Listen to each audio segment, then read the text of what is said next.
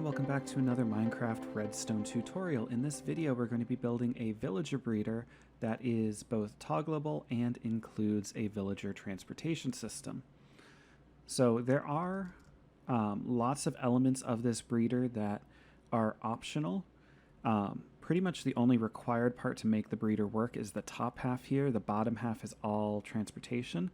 As far as dimensions go, it is 10 blocks wide by 7 blocks deep and 11 blocks tall.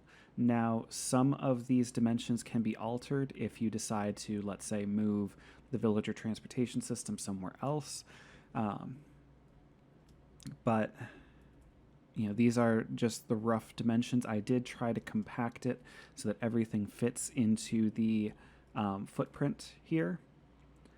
So that everything happens inside. It does mean that some of it's a little convoluted, but we're going to go ahead and get started with building it over in this area.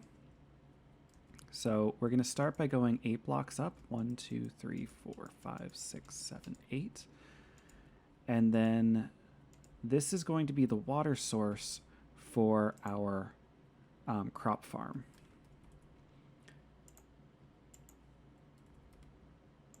We need some farmland. We need a trapdoor. You need either carrots or potatoes. Does not matter which one you use. You do not want to try to make this based on a wheat farm or a beetroot farm. We need some composters. We need some beds. And we need some torches. And that should be it. So I'm going to start with our farmland. Then we need to hydrate the farmland with some water. I usually like putting a trapdoor or a half slab or something over top of it, just so the villagers don't fall in. And then we're going to build it out to be a 5 by 5 grid. You can make it bigger. You might be able to get away with it being smaller, but 5 by 5 is, you know, small enough that it doesn't take up a huge area, but it will work consistently. Then on 3 of the 4 sides, you want to build up a wall of glass that goes 2 blocks above the farmland. You don't have to have this block underneath this 3rd block down here if you don't want to. I personally like it. As far as what blocks to use, I'm using glass here just to make it easier to see what's going on. You can use any block you want. There's really only one area where you have to use glass, and I'll tell you when we get there. On the 4th side, you want to only do the 2 build up the wall on either side, leaving this 3 wide gap here, which we are going to put trapdoors on. That's going to allow the villager AI to think that it can walk through that space. Then we're going to come out and build a 3 by 3 platform here for our beds. You want to make sure that this block here is empty. Otherwise, if you put a bed right here, the villager is going to be able to reach it, jump into the bed, and then break it. Now, we don't want the adults to go into the beds, so or to fall into here, so we're going to put some trapdoors on the top of this block. So the player can walk through it because the player is short enough, but the villagers, being 2 blocks tall, cannot fit underneath that little gap. Then it's just a matter of planting up your crops,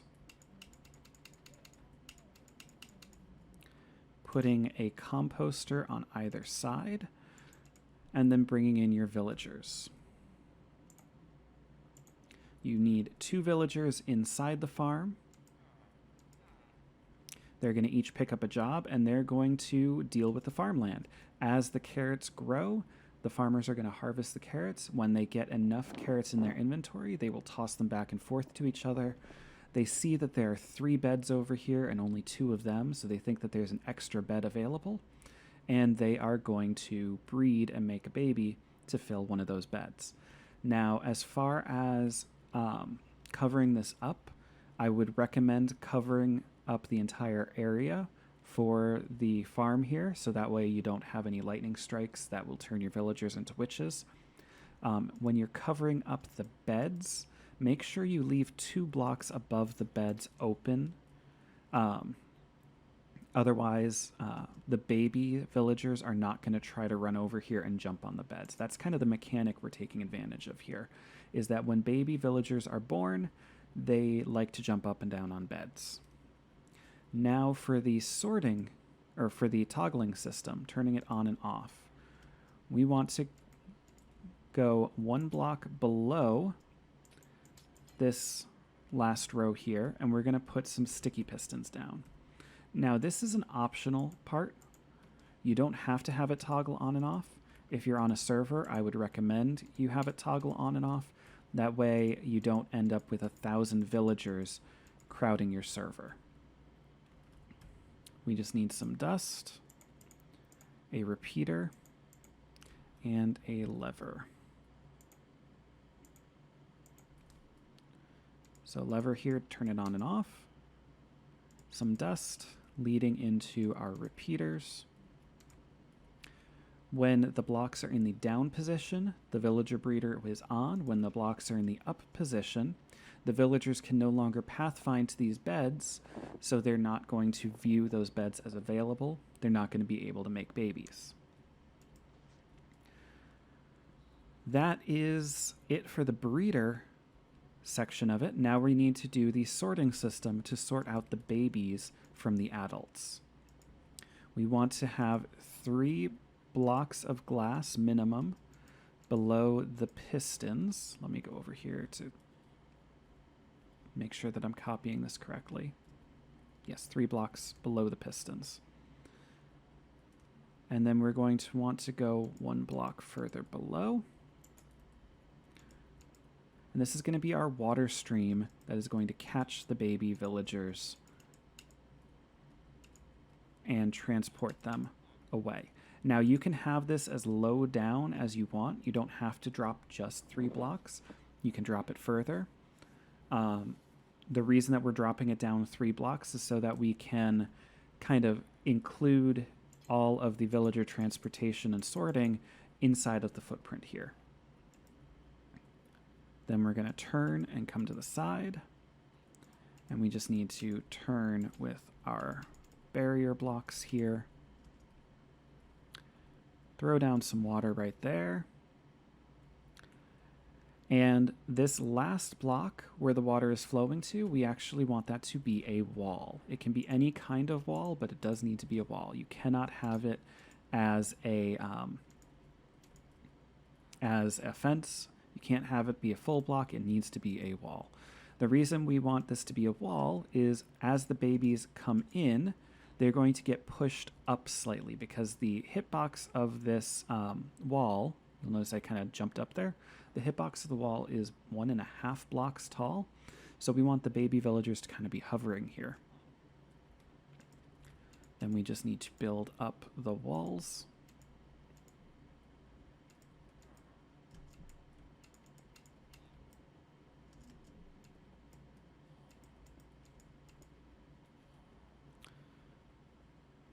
Now, occasionally you will have the baby pick up crops. So pick up some carrots that the parents were tossing back and forth and take them down into this area, in which case it might be a good idea to put in a collection system here. So I'm going to show you how to do that. It's not going to collect a lot of carrots and potatoes, but it will help get rid of some of them out of the villager's inventory.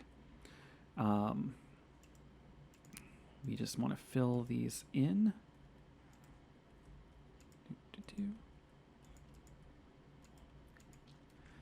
Once the baby grows up, we're going to have a water stream here using some signs.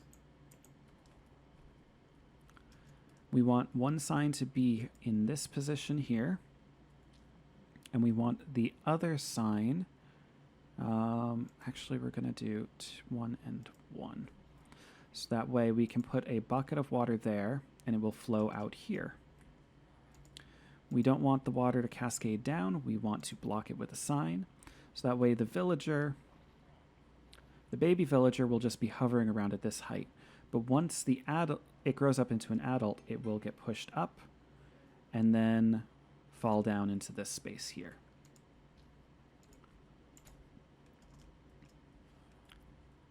Then we just need to build a little containment. We want it to go down a couple of blocks. And then a block for the villager to land on. Now, as far as moving the adult villagers, let me clear my inventory. We need some powered rails. We want a redstone block. We need a dispenser. We need some minecarts. And we're going to need a button. And some more glass. So we're going to be sending minecarts in, honestly, I think it's kind of a glitchy sort of way. The block that the villager is standing on, you want it to form a diagonal with your redstone block and another block. This is where we actually need to make sure that the blocks are glass in this cell right here. So I would make sure that all of the blocks, so the block that they're standing on and the blocks around them are all glass, because we're going to be glitching the villager through those blocks, and we want to make sure that it's not going to take suffocation damage. We're going to have our dispenser here facing out, full of minecarts, with a button on it. And then we just need to have some rails coming out. We want the rail to go up onto the redstone block. This rail can then go off into whatever direction you want it to. And then we want, if we just have it like this, it's not going to pick up the villager. We actually need to convince this rail right here to connect up top. But we don't actually want a rail in this position, so we're going to break it immediately. So again, we kind of have this arch here, but then above this diagonal, we're going to put another rail so that we get a solid diagonal here. So I'm going to redo this because it honestly, I have had to look up how to do this so many times. So go up on the redstone block and then up to where the adult villagers are going to be waiting. And now we can close it off, and when we power that, the minecart will glitch up, it will pick up the adult and carry it off. At this point, I'm going to kind of cheat and give the villagers a whole bunch of carrots. If you're worried about getting your villager breeder started, I would recommend you have a lot of crops ready to get the villagers ready to breed.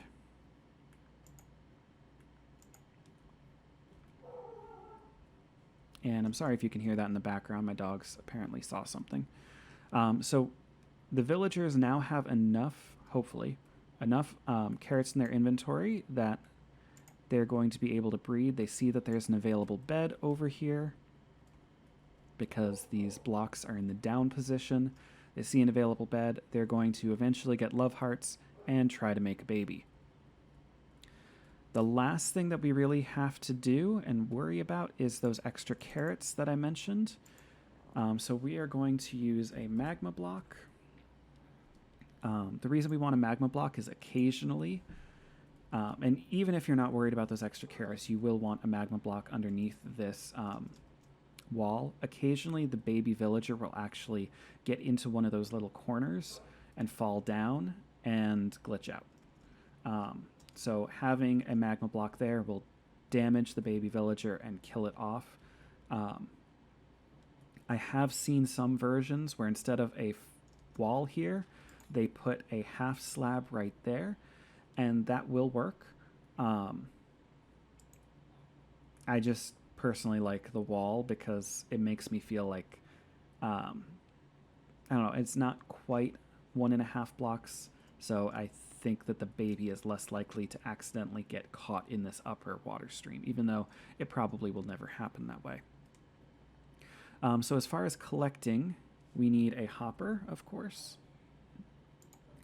a hopper minecart, a rail, and a piston, along with a button or a lever. So underneath this, we can hear them tossing carrots back and forth. Oh, and they made a baby. So now eventually the baby will stop looking at its parents, and it will see this bed over here, and it will try to jump on the bed, and that will get it caught in the trap. So I'm going to actually, there we go. So the baby got caught in the trap. He is now going to just chill out. He does like to try to walk backwards to get, I'm not sure if he's trying to get to the other villagers or trying to get to the beds, but eventually he'll just kind of settle out. Okay, so we were going to embed a hopper minecart inside of a block. This is a pretty common tactic for mob farms. So we are going to start with a minecart on a rail, and then we're going to break the rail. This means that the minecart itself is not actually a block. So what we can do is push a block inside of it. We want to make sure that we have it surrounded by blocks. That way it can't accidentally get pushed off to the side. And then we just need to push that block into the hopper minecart. And now anything that gets thrown into this area should get picked up by that hopper minecart, and we should be good to go. So I can demonstrate that with some glass.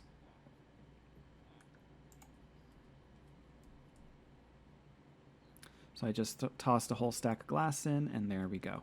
Naturally, you would have this lead off to a chest or what have you. So now the only thing we have to do really is wait for the baby to grow up. Now that's going to take a while, so I'm just going to cheat, and I'm going to spawn in an adult villager inside of the trap. So that adult would grow up over here. He would get pushed up into that water stream, taken over here, and then whenever we want a villager, all we're going to have to do is press that button. And it will grab the villager and take it off to whatever trading hall or farm you have in mind. Okay, so that's going to do it for this farm. One of the reasons that I wanted to do a villager breeder is because there's a lot of bad information available online about villager breeders because Mojang has done so many revisions to the way that villagers behave.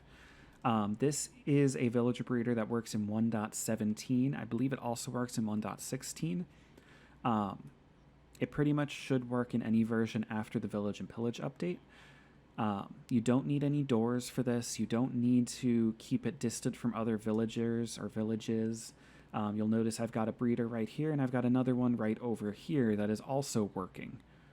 So there's no like minimum distance you need to worry about. You just need to make sure that you have those composters and the farmland and the beds. You've got these trapdoors, and that's the basics of the breeder. If you've got any questions or comments, please feel free to leave them in the comments area below. I'll be sure to respond as I see them. Like, comment, share, subscribe, and I'll catch you guys in the next one. Adios.